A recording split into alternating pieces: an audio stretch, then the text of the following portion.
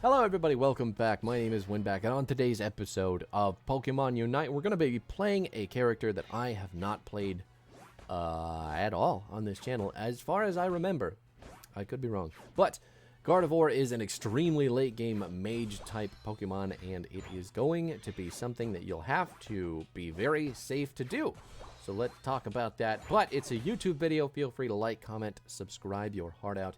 It is going to be a Tuesday, Wednesday, Thursday video schedule from this channel, full of informational stuff, builds, playstyles, Pokemon you know and love.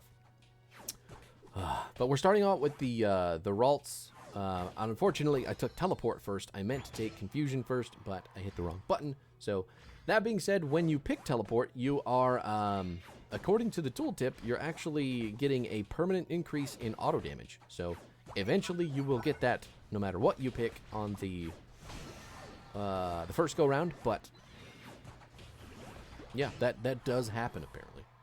Confusion, the reason that we'll want to take that instead is because it is better at securing last hits on wild Pokemon, and you do want to make sure that you get those away from your team, because you are a black hole of XP. Gardevoir is an absolute necessity to make this character work, and you have to get there as fast as possible. So if your team is stealing XP from you, even though it's helping them and helping your team overall, you really want to make sure that you're the one to last hit, because the faster that you can get to your Unite move and all of your upgraded abilities, the happier everyone is going to be, because that late game is unwinnable against this character, I think.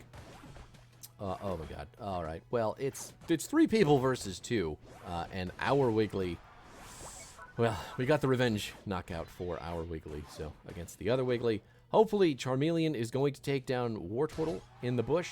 Fantastic, fantastic stuff. Can we get the easy turn-in of 9?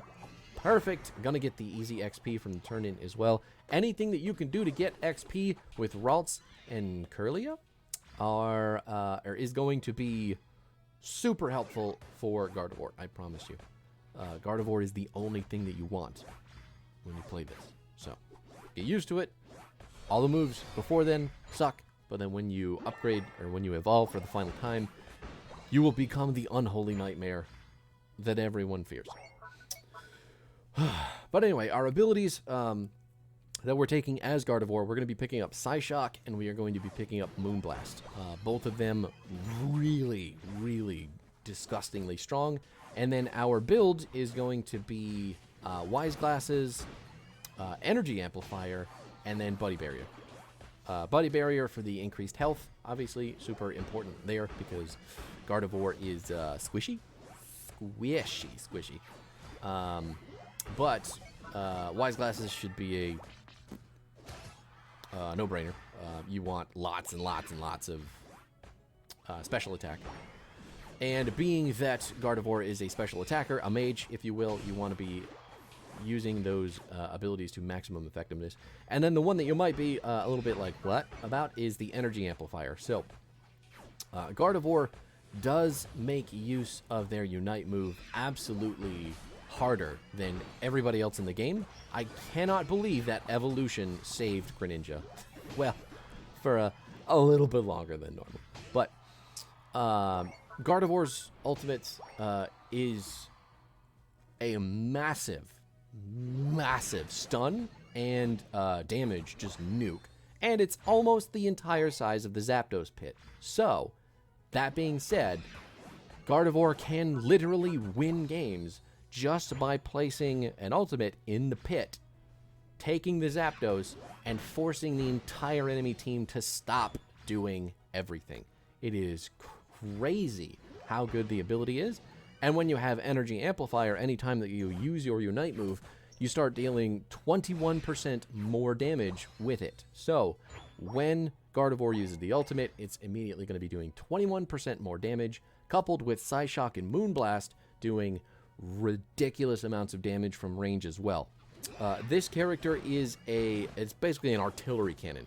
You never, ever need to be up in front, but when you are in the back, completely unabated, you will destroy everything and everyone and all of their families and just delete people from existence. It's nuts. So Moonblast is a stun that's going to push you back. It is a very long-range ability. And then upgraded, it's going to give you a shield.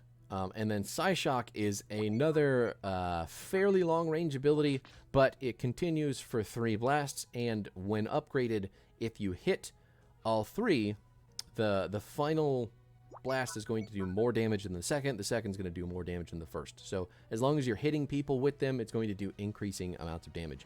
Not that it does small amounts of damage by any means, but it is a really strong ability. You can see the ult, we're just ripping it right there. We're only at 4 minutes into the game, so we don't have to worry about saving it for the the Zapdos fight. I'm dead.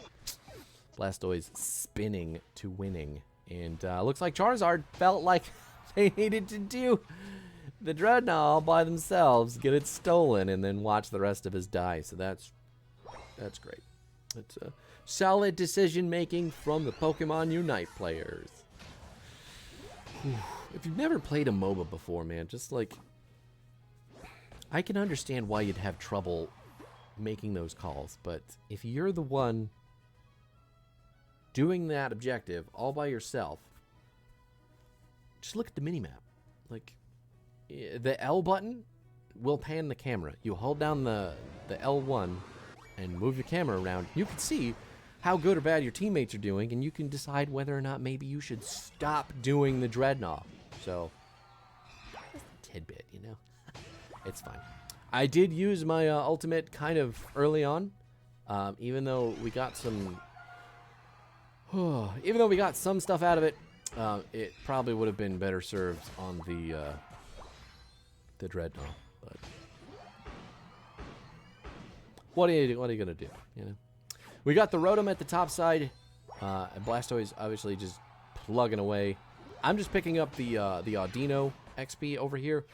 Remember, Audinos on your side of the map, on the enemy side of the map, once they unlock. Once that stage of the game happens, that XP is very, very easy to get, and it is going to help you whether you are ahead or behind, because all that Pokemon Unite is farming harder than the enemy team. That Moonblast, absolutely stealing it. Love it. He's dead. No. Yeah, he's dead, and he pinged to keep the pressure. That is another toxic thing to do, apparently. You just... When you're dead, you ping, keep the pressure on. And that is silly. But we've got our Unite move up. The Zapdos is coming up in 10 seconds.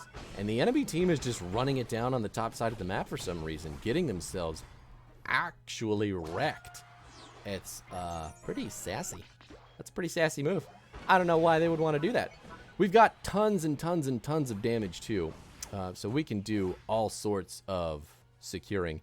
We're just aiming our ultimate at it right now. We're going to drop it in the middle, suck everybody on the enemy team into the black void of despair, and then take the Zapdos out while Charizard tries to zone the other 2 players.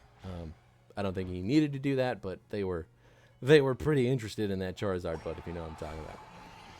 And that's the end of the game. There's 1:30 to go, but there's really nothing that the enemy team can do at this point because we just got 300 points dunked into the main base.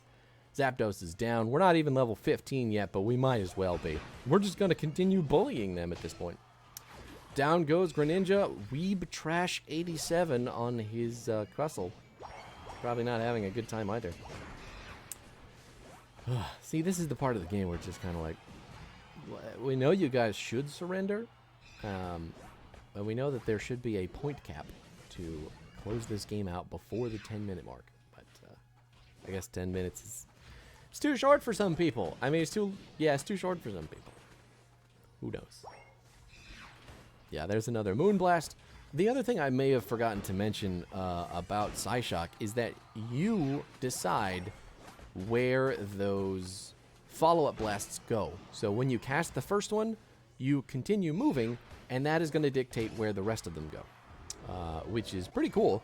I didn't know that's how it worked. I thought it worked in just, you know, a line and it would follow whoever it's doing, but it does fall upon the Gardevoir or whoever else. Oh, there's the surrender. 13 seconds in. I'm just going to pop a wasted ult there. Nobody's coming out to see me. Bummer. But Psyshock can be aimed, which is really cool. And I didn't know that up until this game, so you're welcome. That is it for me this week, though, everybody. I will see you all next week. Oh, my God, 84 points. The Gardevoir with 190 score. You're welcome, team. I am the greatest. Yeah. That's it. I will see you guys next week. Hopefully, there's a big patch that will shake all this stuff up by then. And maybe a new Pokemon. That'd be cool. So, anyway,